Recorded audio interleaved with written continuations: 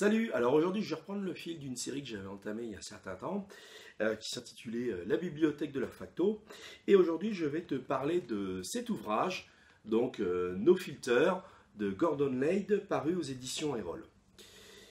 C'est un bouquin qui fait à peu près 200 pages, hein, 23 euros prix conseillé. Et je te parle de ce bouquin parce que je trouve que le postulat de l'auteur est vraiment intéressant. Son but, c'est vraiment de te démontrer qu'en fait, on peut faire de très belles photos sans retouche. Donc lui, ce qu'il te propose, en fin de compte, au travers de cet ouvrage, eh bien, c'est de faire des photos en utilisant que le format JPEG et sans post-traitement sur l'ordi. C'est-à-dire que tu vas à l'aide de ton appareil photo numérique. D'ailleurs, à titre info, pour ce bouquin, les photos qu'on servi à l'illustrer, il a surtout utilisé des boîtiers Fujifilm, donc le X-T1, le X Pro 2, et les boîtiers hybrides de chez Olympus, donc l'OMDE M5 par exemple. Donc tu vois, donc un capteur 4 tiers, ou alors dans le cas de Fujifilm, donc des boîtiers, des capteurs APS-C. Et donc l'idée justement, c'est de dire que tu n'es pas obligé d'avoir un boîtier à 5000 euros pour faire de la super photo. Tu n'es pas non plus obligé à tous les coups d'utiliser le format RAW et de passer des heures sur ton ordi à refaire une deuxième fois la photo. Et donc c'est ce côté-là qui m'a intéressé. Lui, il se propose au travers à chaque fois pas de cas d'école, mais enfin, tu vois, de photos un peu type paysage, photos d'architecture, photos produits culinaires, photos noir et blanc, photos de nuit, enfin, tu vois, ce genre d'exercice de style. Eh bien, de faire la photo, enfin, en fait, la photo qui va servir à illustrer le boîtier. Enfin, l'ouvrage, elle est sortie telle quelle du boîtier, sans retouche. C'est-à-dire que lui, il a cherché à optimiser les réglages de son boîtier pour produire l'image finale qu'il souhaitait. Alors bien sûr, dans ce cadre-là, il s'est parfois aidé de filtres créatifs qui étaient présents dans les boîtiers qu'il a utilisés. Mais c'est, j'allais dire, le seul luxe, entre guillemets, qu'il s'est permis. Alors évidemment, dans le cadre de photos noir et blanc, eh bien, il a utilisé les filtres offerts par le boîtier qu'il utilisait. Hein. Le filtre noir et blanc, bien sûr, mais aussi, bien sûr, les filtres de couleur pour faire ressortir pour optimiser le rendu qu'il souhaitait obtenir. Et j'ai trouvé que cette démarche était vraiment très intéressante et très rafraîchissante. Et je pense que, d'une part, pour une personne qui commence la photo, enfin qui est plutôt débutant en photo, c'est vraiment quelque chose de très intéressant parce que ça va le pousser à réfléchir à sa prise de vue et à concevoir ce qu'on appelle le post-traitement. Donc non pas une étape où on refait une deuxième fois la photo, mais éventuellement une étape où on optimise ces photos, c'est-à-dire où on l'enrichit, mais pas plus. Il y a une photo qui est ratée, entre guillemets, elle reste ratée.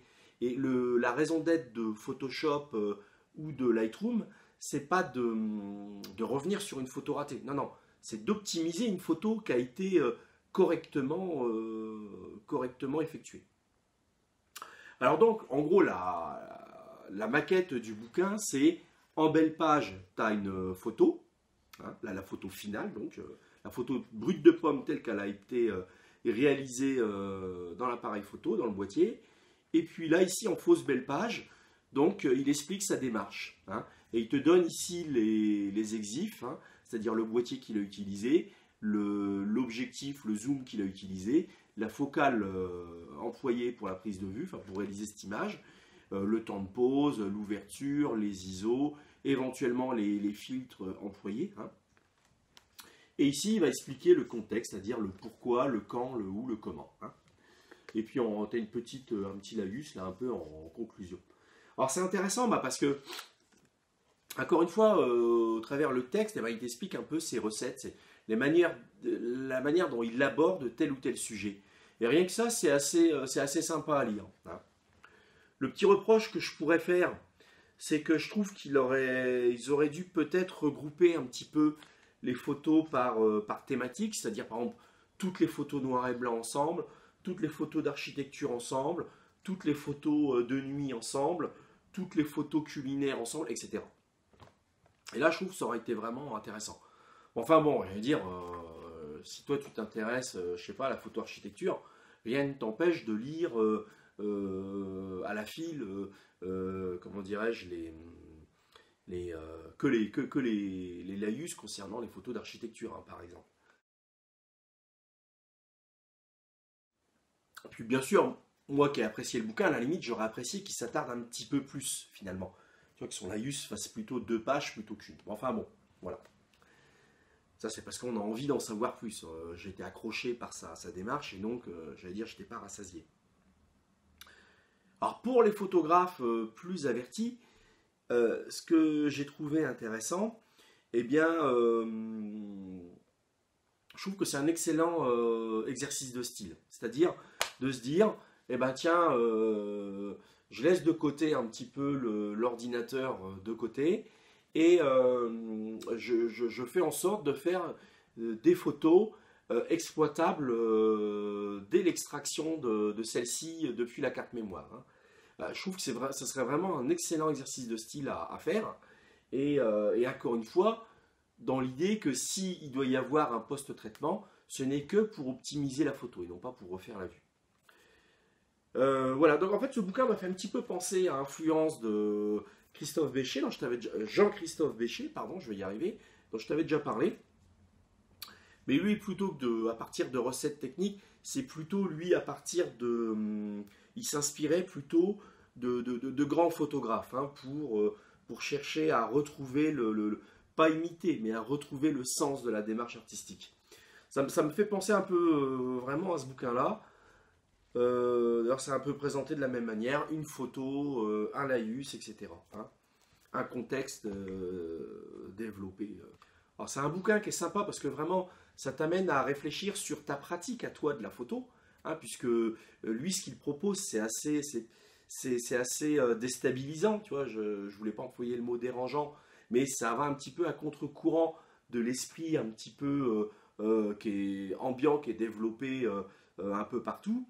Et c'est ça aussi qui le rend vraiment intéressant en fait, hein, c'est de se dire, ouais mais si vraiment je devais m'appliquer à faire la photo bonne depuis le boîtier, sans user de l'ordinateur, et bien voilà, quelle méthode je développerais. C'est vrai que ça rappelle un petit peu pour les nostalgiques de l'argentique, ça rappelle un petit peu les pratiques des photographes de l'ère argentique, hein. C'est-à-dire qu'eux, ils n'avaient pas cette souplesse que l'on a aujourd'hui avec l'outil numérique. Et je peux te dire que pour avoir, moi, été formé un peu à la fin de cette époque-là, au tout début des années 90, bah, avant de retoucher un élément, je peux te dire qu'on réfléchissait à 2 fois, quoi. Parce que là, ça voulait dire pinceau, ça voulait dire gouache, ça voulait dire aérographe, ça voulait dire détourage au cutter. Enfin bon, voilà, quoi. Voilà. Donc on essayait toujours d'avoir le résultat final tip-top, tu vois, d'entrée de jeu, tu vois. Alors, je te recommande vraiment cet ouvrage parce que je trouve que quelque part, c'est très formateur en fait de se plonger dans le mindset de Gordon Lade au travers de cet ouvrage. Donc vraiment un excellent bouquin que je te recommande, No Filter de Gordon Lade, paru aux éditions Erol. Comme d'habitude, si cette vidéo t'a plu, n'hésite pas à liker, à partager. Et puis nous, on se dit à bientôt dans une prochaine vidéo. Allez, salut!